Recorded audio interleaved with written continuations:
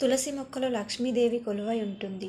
అయితే ఈ కార్తీక మాసంలో తులసి పూజకు విశేషమైన ప్రాముఖ్యత ఉంటుంది. ఎందుకంటే ఈ కార్తీక మాసంలోనే తులసి వివాహం జరిగింది. అలాగే ఈ కార్తీక మాసంలోనే తులసి మాత భూమిపైకి వచ్చే మాసం.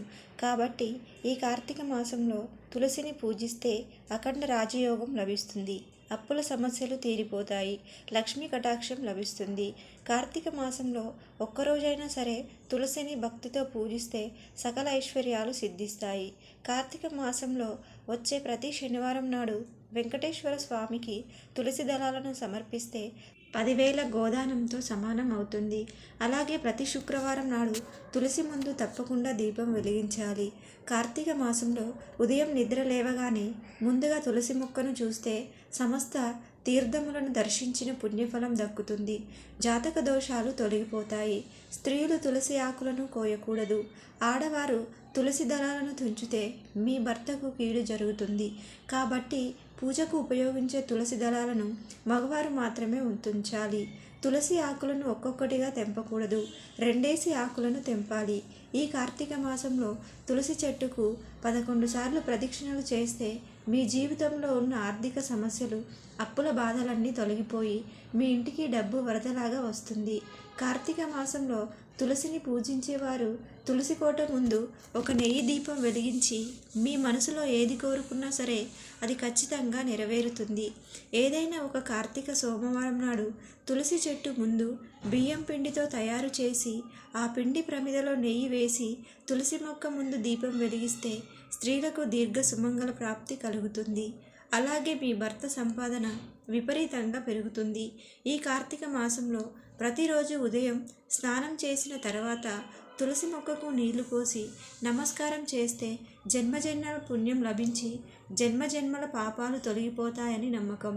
అయితే ఆదివారం రోజున మాత్రం తులసి మొక్కకు నీళ్లు పోయకూడదు. ఆదివారం రోజున కనీసం తులసి మొక్కను ముట్టుకోకూడదు.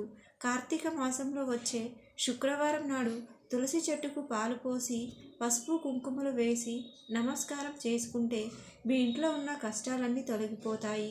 కార్తీక మాసంలో ఇంట్లో పూజ చేసేటప్పుడు ఒక రాగి చెంబులో నీళ్లు పోసి అందులో 2 తులసి ఆకులను వేసి మీ పూజ గదిలో పెట్టుకొని ఇంట్లో పూజ చేసుకోవాలి. పూజ చేసిన తర్వాత ఆ నీటిని తీర్థంలాగా స్వీకరించాలి. దేవుని ముందు ఉంచిన ఈ తులసి నీటిలో పుష్కలంగా దైవశక్తి ఉంటుంది. కాబట్టి ఈ కార్తీక మాసంలో ఎవరైతే ఇలా పూజ చేస్తారో అలాంటి వారి కుటుంబానికి ముక్కోటి దేవతల ఆశీర్వాదం కలుగుతుంది. నిత్యం తులసి మొక్కను పూజించే ఇంట్లో వాస్తు దోషాలు తొలగిపోతాయని, తులసిని పూజించిన వారికి మానసిక ప్రశాంతత కలుగుతుందని చెప్తున్నారు. తులసి మొక్క ఉన్న ఇంట్లో అనారోగ్య సమస్యలు రాకుండా రక్షిస్తుందని వేద పండితులు చెప్తున్నారు. ప్రతి కార్తీక సోమవారం నాడు స్త్రీలు తప్పకుండా ఉపవాసం ఉండాలి. కార్తీక సోమవారం ఉపవాసం ఉన్న వారి కుటుంబానికి ఎంతో పుణ్యం కలుగుతుంది.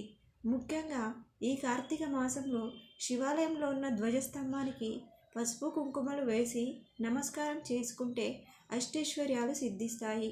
అలాగే కార్తీక మాసంలో శివాలయానికి వెళ్ళినప్పుడు శివాలయం ప్రాంగణంలో కూర్చొని 108 సార్లు నమఃశివాయ అనే మంత్రాన్ని జపిస్తే శివుని ఆశీర్వాదం లభించడంతో పాటు విలాసవంతమైన జీవితాన్ని పొందుతారు.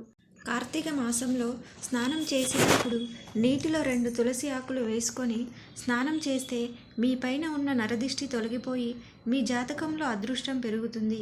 ఈ పవిత్రమైన కార్తీక మాసంలో మహిళలందరూ దేవాలయానికి వెళ్ళి ఉసిరి చెట్టు కింద కానీ రావి చెట్టు కింద కానీ దీపాలు వెలిగించాలి.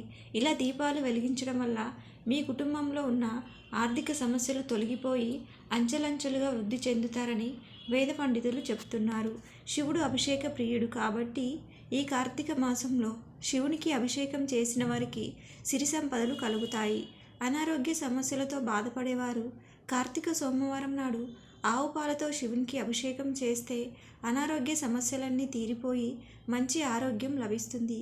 ఈ కార్తీక మాసంలో శివాలయంలో దీపాలు వెలిగిస్తే మీ కుటుంబంలో ఉన్న కష్టాలన్నీ తొలగిపోతాయి. శివాలయానికి వెళ్ళలేని వారు ఇంట్లో తులసి కోట ముందు దీపారాధన చేయవచ్చు. మీ ఇంటి ధనదాయం విపరీతంగా పెరగాలంటే తులసి ఆకులు తీసుకొని మూటలాగా కట్టి మీ బీరువాలో డబ్బు ఉండే చోట పెట్టండి.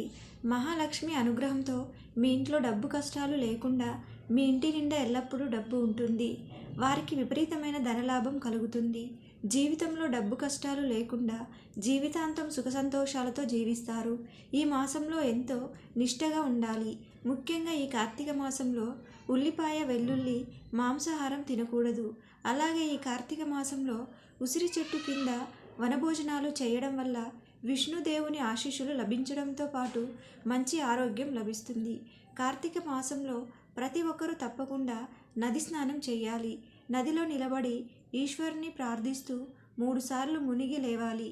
నీటిలో గంగాజలం వేసుకొని స్నానం చేయవచ్చు. కార్తీక మాసంలో చేసే దీపారాధనతో గత జన్మ పాపాలన్నీ తొలగిపోతాయి. ముఖ్యంగా ఈ కార్తీక మాసంలో లక్ష్మీ స్తోత్రం పఠించడం వల్ల విశేషమైన ఫలితాలు వస్తాయి. కార్తీక మాసంలో చేసే ఉపవాసాల వల్ల, నది స్నానాల వల్ల పరమశివుని ఆశీర్వాదం ఖచ్చితంగా లభిస్తుంది. కార్తీక మాసంలో తలస్నానం చేసేటప్పుడు తలకు షాంపూను పెట్టకూడదు. చన్నీటితోనే తలస్నానం చేయాలి. ఈ కార్తీక మాసంలో ఎరుపు బట్టలను ఎక్కువగా ధరిస్తే జాతక దోషాలన్నీ తొలగిపోతాయి. తులసి మొక్క మూలంలో సర్వతీర్థాలు, తులసి మొక్క మధ్య భాగంలో సమస్త దేవతలు, తులసి మొక్క పైభాగంలో లక్ష్మీదేవి కొలువై ఉంటుంది. కాబట్టి కార్తీక మాసంలో తులసి పూజ చేస్తే సకల దేవతలను పూజించినట్లేనని పండితులు చెప్తున్నారు. ఈ వీడియో మీకు నచ్చితే లైక్ చేసి సబ్స్క్రైబ్ చేసుకోండి.